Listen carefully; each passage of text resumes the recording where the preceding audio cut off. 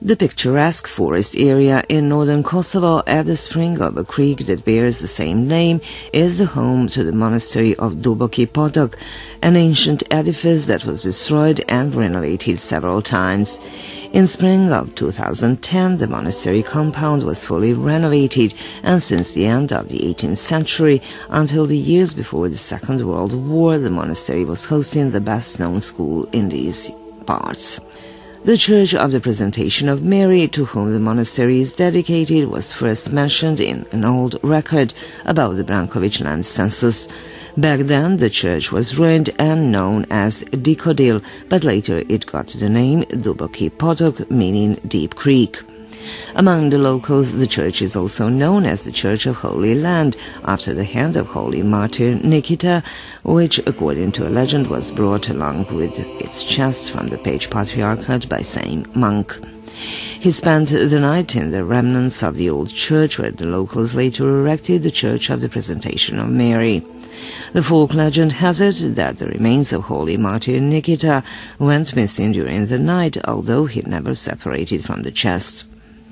At dawn, the monk and the people started searching for the remains. While so going, they stopped by a dogwood shrub from where light was radiating, and they found the remains there, says Father Romuilo, the abbot of the Duboki Potok Monastery, adding that the remains were brought here 4 centuries ago.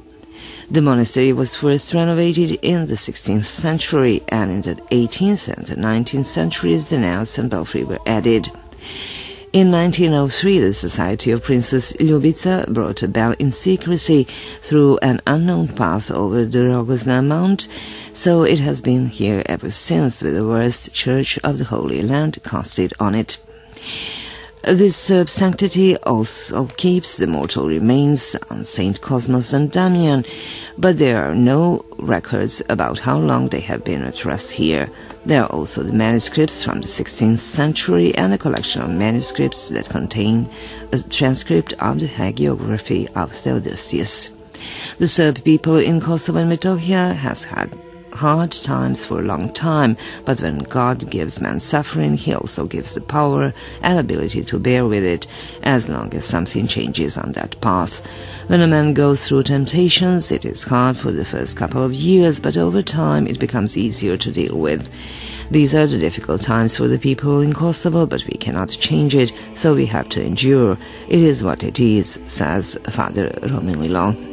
The local population says for the monastery of Duboki Potok that it always had and still plays an important role in the survival of the Serbs in the province. As they emphasize, it gives them special strength to persevere on the thorny path.